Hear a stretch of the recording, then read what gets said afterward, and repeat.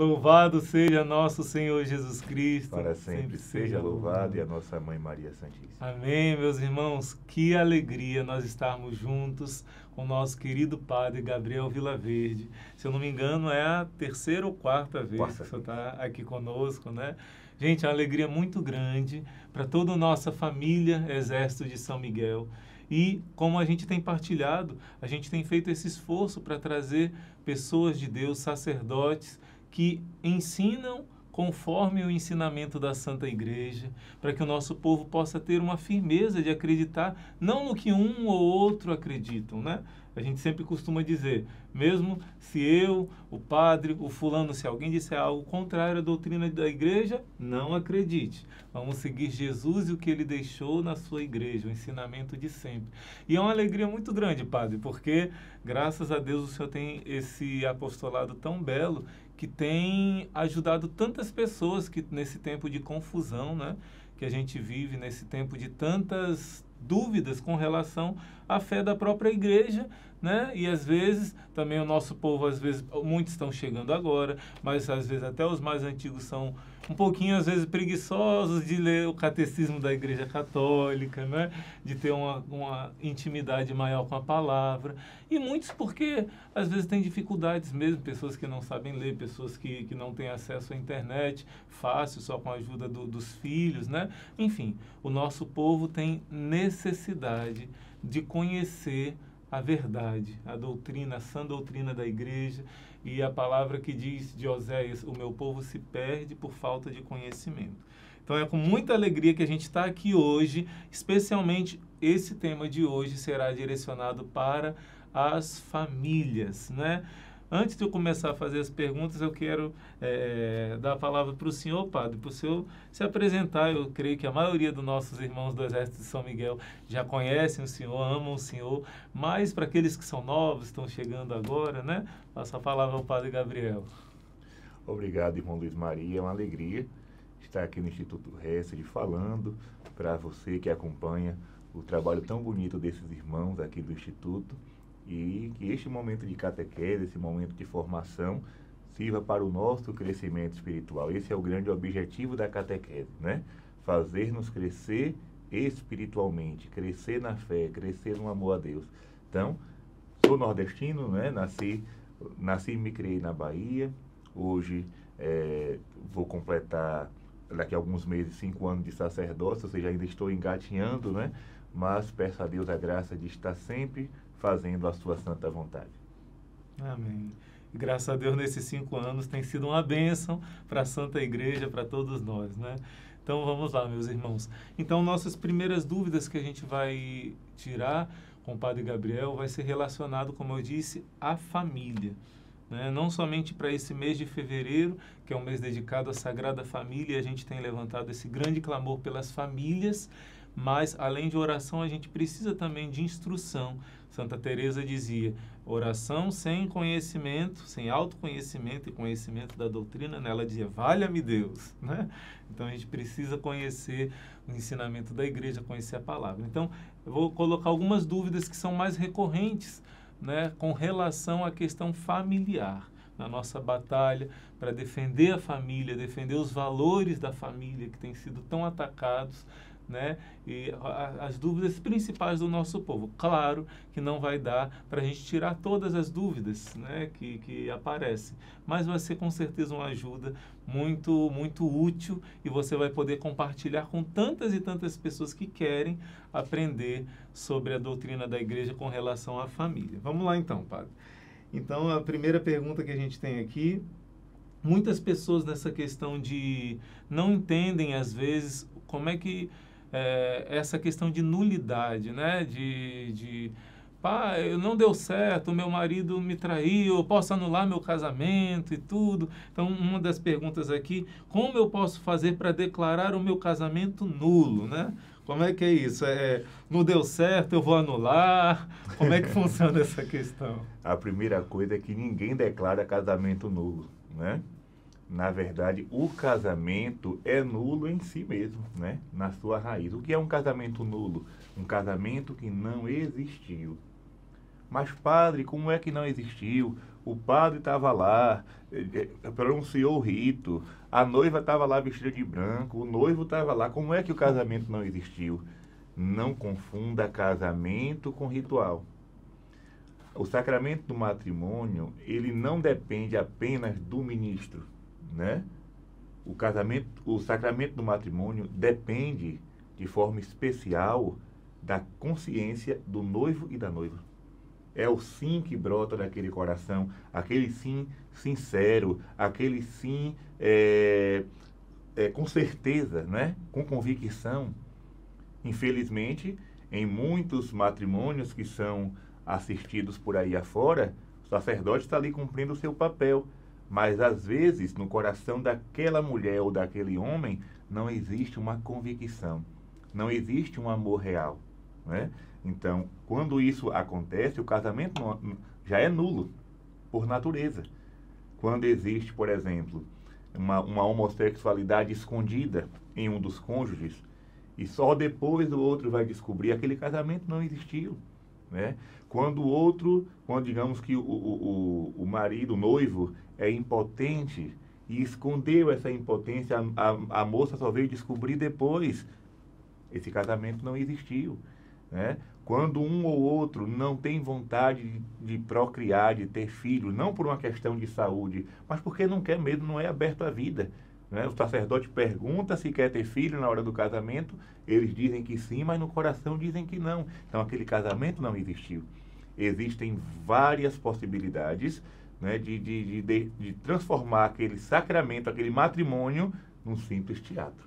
Então, quando isso acontece, a pessoa interessada pode procurar o tribunal eclesiástico e ali fazer um libelo. O nome do documento é estranho, né? Mas o nome é esse, irmão. Libelo. Esse documento, né? Digamos que essa investigação vai ser feita pela igreja. Um sacerdote precisa acompanhar, né, a pessoa interessada. O libelo vai ser feito, toda a documentação vai ser feita e a igreja vai analisar. Agora, entenda uma coisa. O que declara um matrimônio nulo, o que faz um casamento ser nulo, não é aquilo que acontece depois do ritual, mas aquilo que aconteceu antes. Por exemplo, casaram com boa intenção, mas 5, 6 anos depois aconteceu uma traição. Traição não anula matrimônio. Um ficou doente, ficou impossibilitado. Não anula matrimônio. Não, isso não. O que acontece depois, isso aí, né, são coisas da vida. E quem se casa, quem se predispõe a casar, tem que estar preparado para essas dificuldades, para essas provações, né? Não pode casar de forma imatura. Tem que saber que algo no meio do caminho pode acontecer, né? E trazer ali um pequeno sofrimento. Mas aquilo que aconteceu antes, por exemplo, digamos que o rapaz tinha uma mulher e a noiva não sabia, essa mulher já tinha filhos, e ele foi escondendo esse relacionamento, escondendo e casou. Esse casamento não existiu. Outra coisa, a menina ficou grávida, não queria casar, mas o pai ou a mãe disse, você é obrigada a casar porque você está grávida. Então ela casou obrigada pelos pais. Esse casamento não existiu. Então, para que o casamento seja válido, tem que ser de livre e espontânea vontade. O sacerdote pergunta, é de livre e espontânea vontade que o fazeis, né? E aí o casal responde, sim. Esse sim tem que ser sincero, tem que brotar do coração.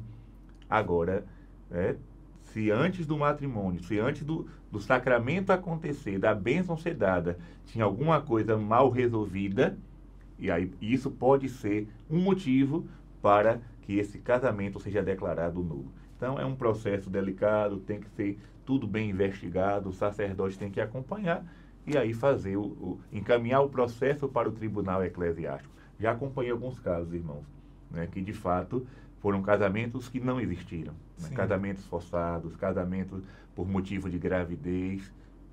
Outros que vieram até mim e disseram, olha, paciência, seu casamento aconteceu de verdade. Sim. O senhor acabou que já respondeu uma dúvida também lá da frente, que perguntaram se traição era motivo de nulidade. Não. Já está respondido, né? Traição é questão de mau caráter, né? Um caráter mal formado. mas não anula o sacramento, não. Pelo contrário, né? A igreja pergunta se vai ser fiel. Se a pessoa for infiel, não é culpa da igreja, muito menos de Jesus. Sim, sim. Eu até lembro, padre, essa questão de o que acontece depois. Se você quiser pesquisar depois na internet, me marcou muito uma moça, se eu não me engano, o nome é Túria Pitt. Não sei se é australiana, se eu não estou enganado. Uma moça muito bela, e ela correndo, fazendo uma corrida numa estrada cheia de árvores, começou um incêndio e ela ficou completamente queimada. E ela não era casada na igreja, ela estava noiva. E o rapaz a amava tanto, ela toda deformada, ele casou com ela, né, teve filhos com ela e até hoje estão juntos, né? Também conheci outros casos aqui próximo também, a mulher ficou completamente paralisada. Nossa, que amor que o esposo cuidava, né? O amor é até o fim, o amor não acaba, na verdade, Sim. né? O amor não acaba. Vamos lá. Segunda pergunta. Meu marido abandonou a nossa família. Ele diz que não sente mais nada por mim. Eu não aguento mais, padre. Deus não quer que eu seja feliz? Veja bem, não confunda, né, a felicidade que Deus quer para a sua vida com os seus desejos pessoais. São duas coisas totalmente diferentes, né? Às vezes eu penso que quero que você seja feliz com uma coisa e, na verdade, não você. Por exemplo, uma pessoa que usa droga, que bebe até cair, acha que está sendo feliz, mas não é essa felicidade que Deus quer para essa pessoa. Agora, no seu caso, minha filha, infelizmente, o seu marido não foi fiel ao voto que ele fez. Isso também acontece, né? Pessoas que do nada deixam de gostar, né? E aí abandona o seu cônjuge, abandona o companheiro, a companheira. Então, neste caso, você precisa, né, ver se antes do seu matrimônio acontecer, o seu marido já tinha algo, digamos que estranho, né, em relação à sua pessoa. Se aconteceu algo, como eu falava até agora, né, se aconteceu algo antes do matrimônio, você pode procurar essa questão do libelo para saber se o seu casamento pode ser declarado nulo. Porém, se o teu casamento aconteceu, foi tudo bonitinho, resta para nós uma mensagem do Evangelho. Toma a tua cruz e segue-me. A mensagem cristã, irmão, não é uma mensagem fácil. Né? A mensagem cristã não é uma mensagem fácil. Jesus Cristo vai dizer em Mateus 19 que quem deixa sua mulher e se casa com outra comete adultério.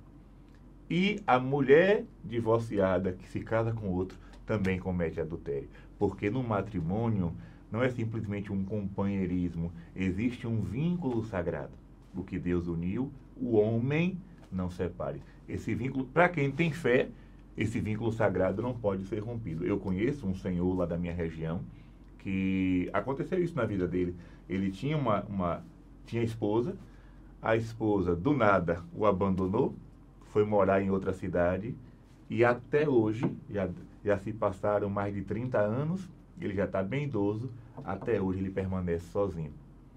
Ele disse, eu não vou macular o meu sacramento por causa da minha esposa. Não vou. Né? Às vezes a gente costuma usar o termo ex-marido, ex-mulher, mas isso não existe, viu? Se o casamento foi concretizado, foi verdadeiro, só existe viúva e viúva. Essa história de ex-marido, ex-mulher, foi o mundo que inventou. Mas para nós cristãos católicos, num casamento válido, só existe viúvo e viúva. Né? Então, às vezes é difícil falar. Eu gostaria muito de lhe dar outro conselho, mas se eu lhe desse outro conselho, eu não estaria lhe pregando o Evangelho. Então, se Jesus disse que o casamento é para sempre, eu lhe aconselho, minha filha, não buscar a felicidade que o mundo oferece, mas buscar a felicidade que Deus reserva para você no céu. Se o teu companheiro não foi fiel ao matrimônio, seja você. Marido, né, homem, não é motivo para a sua felicidade. Você pode encontrar felicidade em outras coisas e principalmente no Senhor. Amém. E esse exemplo que o senhor deu, por exemplo, que exemplo de caráter que esse homem está deixando para os seus filhos, né? Nós temos aqui, na verdade, se a gente olhar para essa terra como uma missão direcionada para o céu, gente, o céu vai ser maravilhoso. A gente já começa a viver o céu aqui na terra. Né? O senhor fala dessa porta estreita, eu costumo, né, falar brincando, né, uma forma didática. A nossa espiritualidade é como um funil. Se a gente entra pela porta larga, a gente é desonesto, a gente consegue fácil dinheiro, consegue fácil as coisas, mas já aqui nessa vida ninguém vai confiando na gente, a gente não é verdadeiro. Já aqui nessa vida a gente não sente a presença de Deus, a proteção, a coisa vai apertando, não tem um sono tranquilo, não tem paz na consciência, e vai. Já aqui começa a ser infeliz e depois o caminho da perdição, né? E o outro lado do funil, se você entra pelo outro lado, é o contrário, né? Você entra, nossa, todo mundo te critica, todo mundo fala mal, tudo tão difícil, mas depois tudo começa, as portas se abrirem, os que falavam mal de você depois te pedem ajuda nas horas difíceis, depois todo mundo confia em você porque você é honesto, porque você é sincero, né? Qualquer ajuda que você pede sempre vão estar à disposição, você tem o consolo de Deus, da Virgem Maria, e a coisa vai se abrindo, e Nossa Senhora diz que a passagem daqui para o céu é só uma continuidade, né? Porque mesmo nos espinhos a gente decidiu pela porta estreita, a gente tem paz no coração. Eu acredito que o Senhor já tenha, nesses 5 anos de padre, acompanhado pessoas na hora de partir, né? E como que é diferente quando uma pessoa parte depois, como esse senhor está vivo ainda, né? Mas depois de cumprir, dar minha vida pela minha missão e ter essa paz, né? Essa paz no coração. Eu costumo dizer que na hora da morte ninguém se arrependeu de ser católico, nem se arrependeu de ser fiel a Deus. Ninguém. Outros que escolheram outros caminhos se arrependeram profundamente. Mas os que abraçaram a fé católica morreram felizes, morreram em paz. Eita, que palavra bonita, gente. Grava aí, anota com ferro e fogo, onde você puder, na geladeira, no teto, né? Isso é verdade. Essas verdades nos sustentam, nos animam. Avante para o céu, né? Corações ao alto, né, padre? Então, vamos lá, gente, vamos lá. Então, muitos assuntos dessa parte é a família, né? Então, por exemplo, meu marido é violento. Quando bebe, se torna bem pior. E eu tenho medo de viver com ele. Há poucos dias ele comprou um facão e isso faz meu medo aumentar. Eu posso sair de casa e ir morar com a minha mãe? Hoje, você está ouvindo essa catequese agora? Hoje, minha filha. Neste caso, olha o que eu vou lhe dizer agora. A igreja, ela não aceita o divórcio, nunca aceitará o divórcio. Mas ela aceita, em casos extremos, a separação de corpos. Dá para entender, né? Uma coisa é o divórcio. O divórcio é coisa mundana. Mas a separação de corpos, em casos extremos, a igreja aconselha. Por exemplo, digamos que o cônjuge, o marido ou a esposa surtou, né? E aí ameaça de morte e prende num quarto, e enforca a pessoa e tenta sufocar durante a noite, você está correndo risco de vida. Não consegue nem dormir, né? Não. Aí, nesse caso, né, a melhor coisa que você faz é buscar a sua segurança. Buscar a sua segurança. Né? Agora, claro, não vá... agora eu estou solteira. Não. Você está simplesmente separada de corpos. Se você que está me assistindo agora, mulher ou homem, e vive um relacionamento abusivo de forma extrema, né, que você corre risco de vida. Então, a igreja permite, digamos assim, a separação de corpos, porque é uma questão de proteger a sua integridade. Padre, uma outra dúvida aqui acontece, né? Realmente os irmãos às vezes confundem quando sabem, como o senhor disse, que o divórcio é uma coisa que a igreja não aprova, que não é do agrado de Deus e tudo, mas às vezes aconteceu o divórcio não porque a pessoa quis. E nesse caso aqui, eu sou divorciado, cuido dos meus filhos, muitas vezes essas perguntas aqui aparecem. Cuido dos meus filhos, mas não tenho outra mulher. Eu vivo só para o meu trabalho e para os meus filhos. Eu posso comungar? Deve comungar. Porque nesse caso aqui, né, por exemplo, eu conheço muitas pessoas que se divorciaram, né, por uma questão ou por outra, mas vivem sozinhos. Vivem para os filhos ou vivem para cuidar do pai e da mãe. Você pode receber qualquer sacramento. Pode ser padrinho, pode se confessar, pode receber a Santa Eucaristia. Você só ficará impossibilitado se você passar a viver com outra pessoa, né, de forma marital. Mas enquanto você vive na sua, digamos, solidão com Cristo, né, que não é solidão, é uma companhia, a companhia do Senhor, você pode sim, né, receber todo e qualquer sacramento que desejar. Gente, vocês estão vendo que todas essas dúvidas que estão sendo tiradas, muitas vezes se repetem, se repetem, se repetem. E hoje a gente está tirando, junto com o Padre Gabriel, essas dúvidas. Esse vídeo é para você mandar para todo mundo, gente. Manda para quem está com dúvida. Se for ter dúvida com relação à família, pega esse vídeo aqui, envia para o seu vizinho, para o seu primo, colega de trabalho, amigo da igreja, para a gente aprender a fazer o que a igreja ensina, a igreja é nossa mãe. Seguindo a igreja, nós estamos no caminho infalivelmente certo, correto, o caminho de Cristo. O ensinamento da igreja é o próprio Cristo que nos ensina. Vamos lá, gente, vamos continuar. Padre, por que a igreja proíbe evitar filhos? É para ter filho todas as vezes que acontece o ato sexual? Primeira coisa, não é em todo ato sexual que uma vida é gerada, né? Isso aí, se fosse assim, né?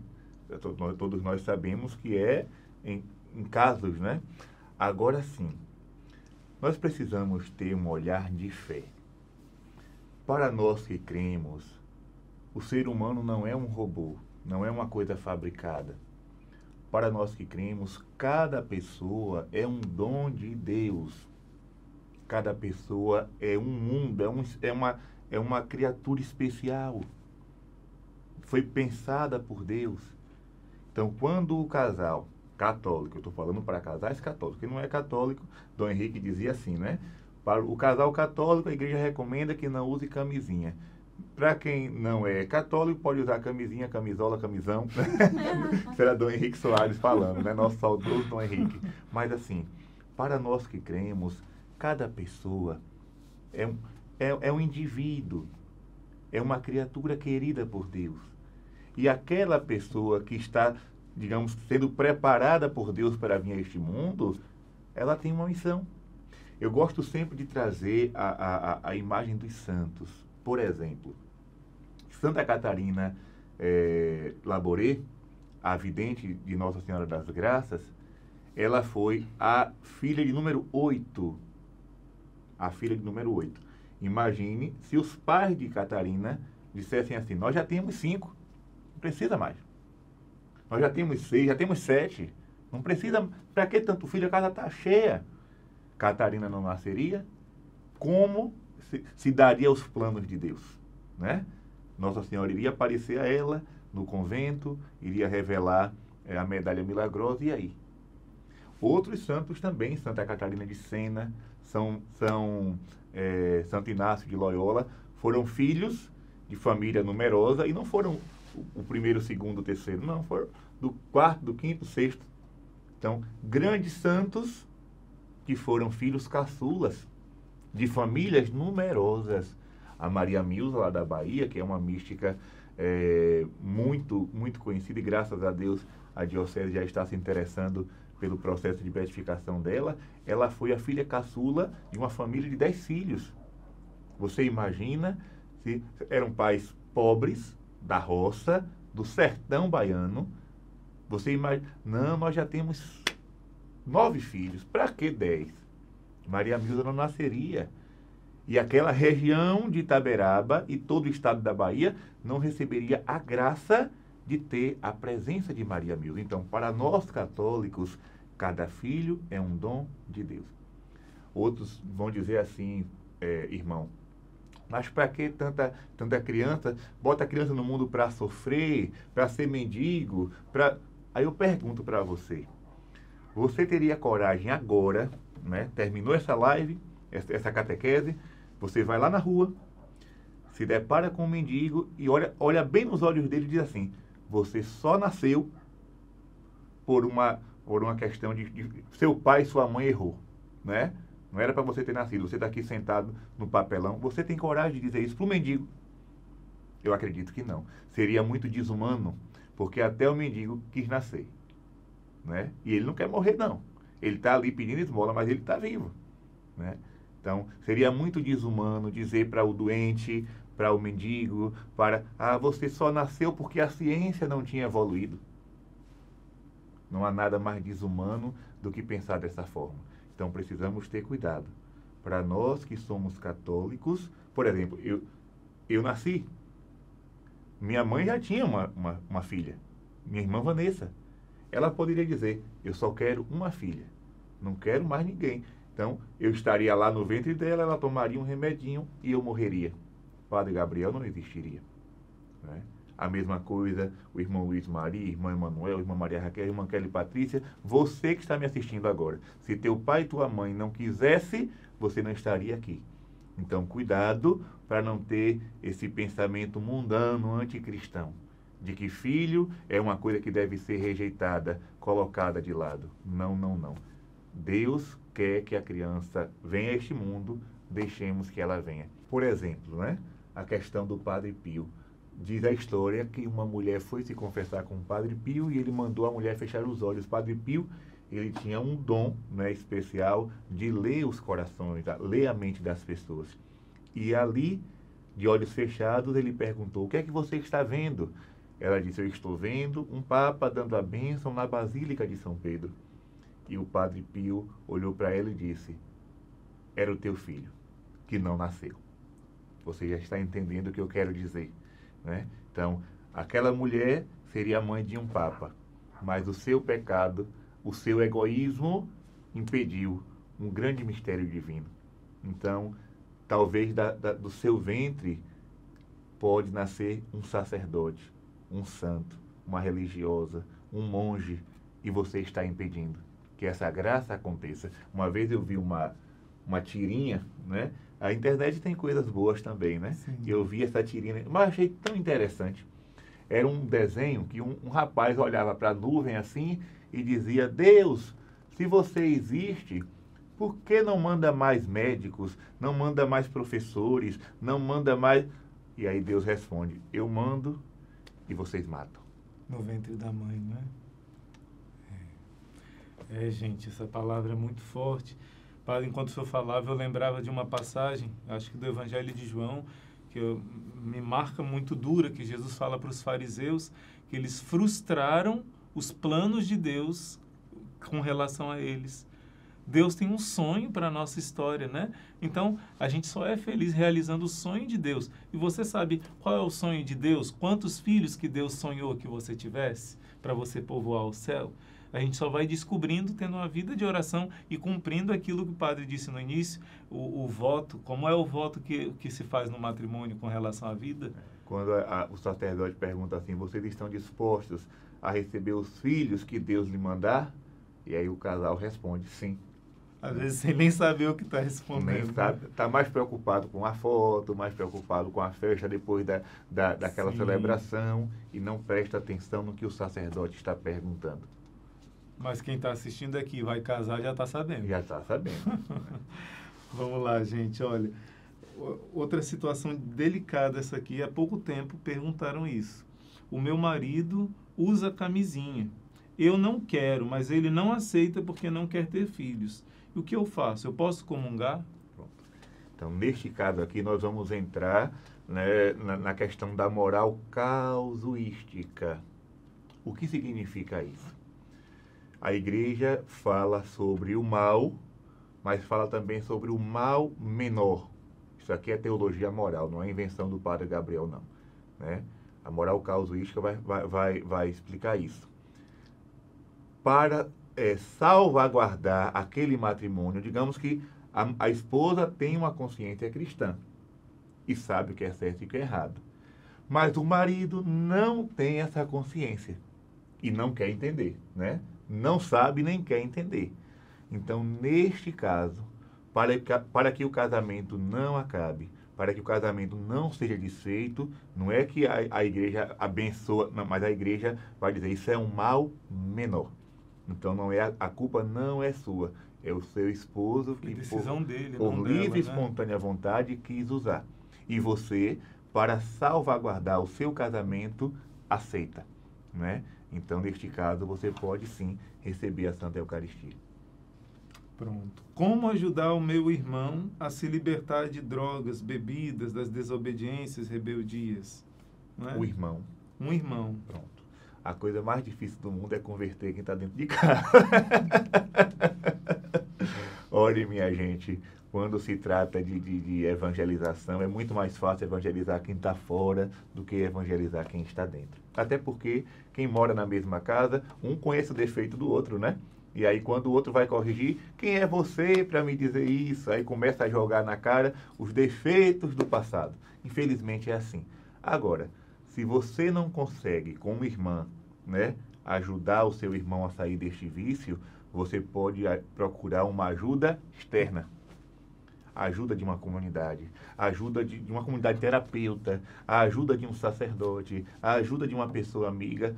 Você só não pode ficar de braços cruzados. Se você não pode fazer, a solução é procurar uma ajuda, né, externa. Agora, se este rapaz fecha o coração, fecha os olhos e não quer saber de nada, nos resta apenas rezar. Rezar por ele, rezar pela sua conversão e confiá-lo às mãos da Virgem Maria, que nunca falha, né?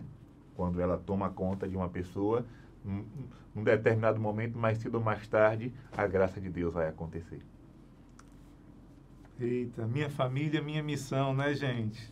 Olha aí, meus irmãos estão sendo injustos na divisão da herança. O que eu faço? Toda a família está se dividindo por causa disso. Eu só lembro do evangelho, né? Dos dois irmãos. Sim. Que vão até Jesus. Jesus, essa questão aqui. E Jesus responde, quem me constitui o juiz entre vós? Né? Jesus disse assim, isso não é problema para mim, vocês resolvam, né? Resolvam entre si. Mas, digamos que o sacerdote precisa dar um conselho. A questão da ganância é um grande problema na divisão da herança.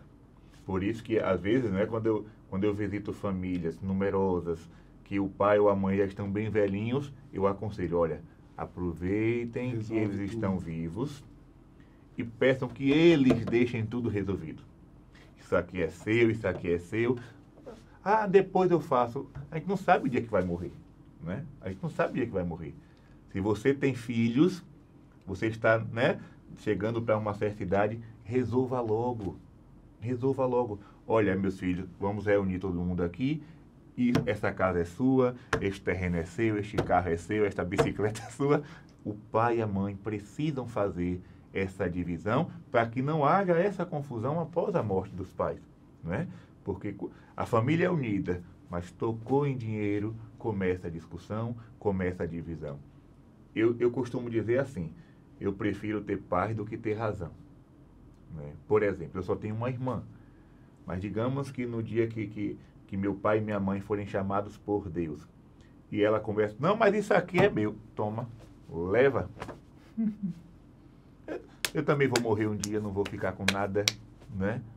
Então, o bom é não brigar. Ah, mas é injustiça.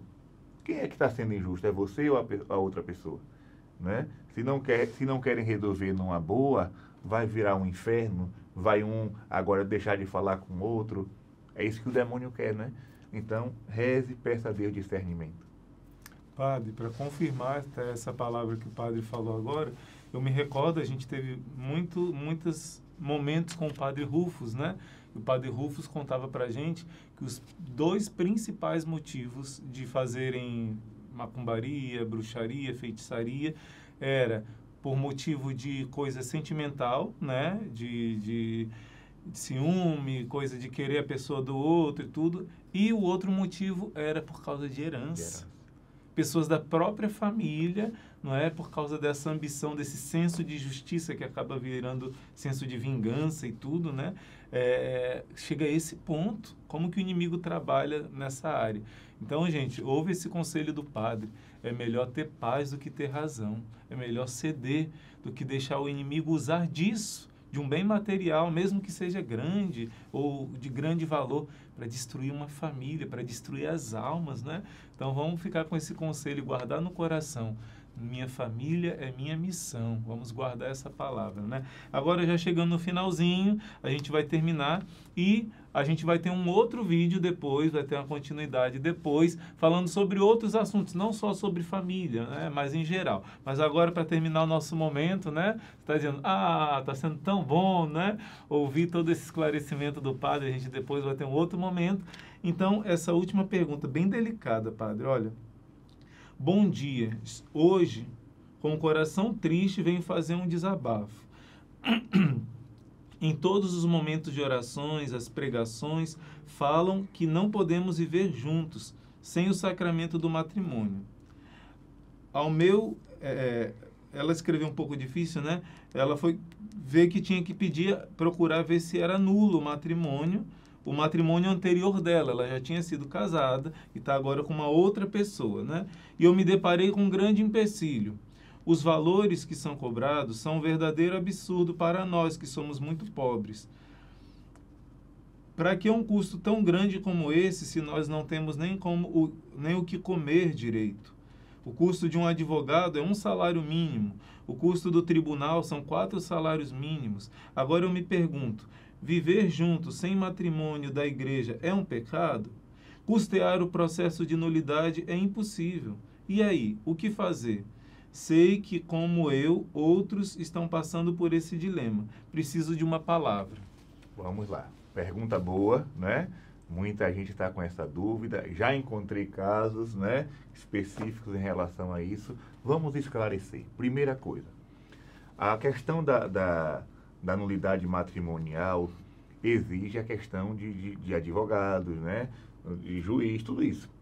Então, demanda gastos, toda a papelada, toda a documentação, vai para lá, vai para cá. Porém, lembrem-se que a igreja, ela é mãe misericordiosa.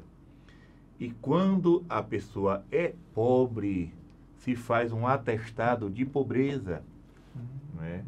Ou seja, eu acompanhei um caso, né, que estava tudo certinho. Ajudei a preparar o documento, disse, minha filha, leva aqui, entrega, já está tudo pronto, tudo ok. Quando ela recebeu os valores do processo, padre, o que é que eu vou fazer, não sei o quê. Calma, vamos recorrer, existe essa possibilidade. Então, você mostra lá, né, se recebe um salário, 2, você apresenta tudo direitinho, e o pároco, ou sacerdote que acompanha, faz um atestado de pobreza. Aquele atestado é encaminhado para o tribunal eclesiástico e ali ou aquele valor é reduzido ou muitas vezes é dispensado.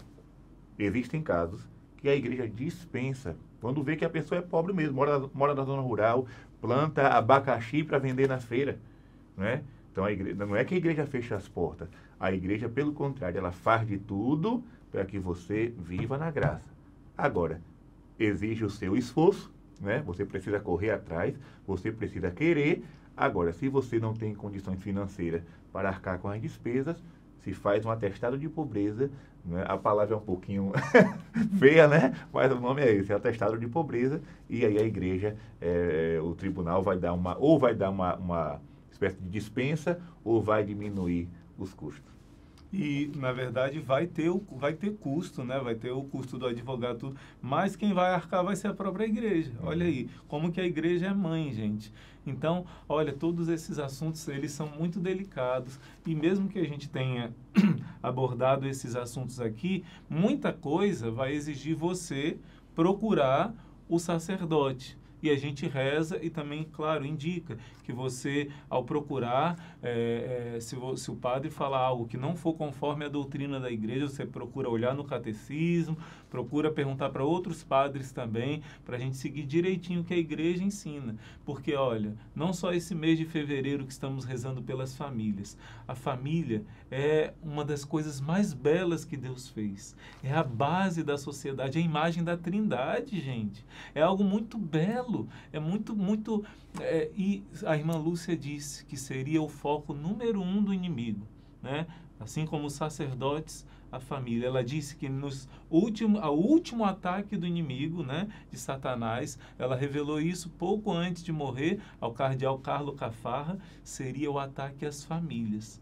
Por isso, Nossa Senhora tem aparecido tanto e pedido não só oração, não. Nossa Senhora pede só, não voa só com uma asa, não. Oração e sacrifício. Acho que não tem nenhuma aparição de Nossa Senhora, né, Padre?